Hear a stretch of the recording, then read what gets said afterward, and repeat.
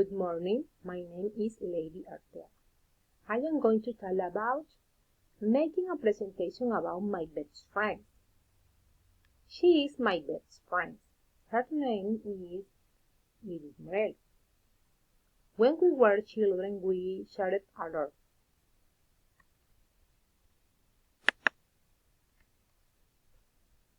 I learned to know her likes and dislikes. For example, when she was little, she liked eat green apples. She liked to eat pizza. My best friend liked to go to the park a lot. But also remember that she didn't like eat the soups. She didn't like to eat vegetables and she disliked visit her aunt. She couldn't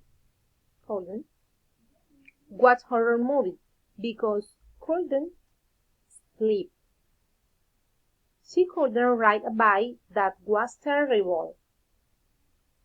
When my friend was little, she could jump ropes. My best friend now has many abilities. For example, she can go to work in her car. She can go to the park on Sundays. She can go for a bike ride with her daughter.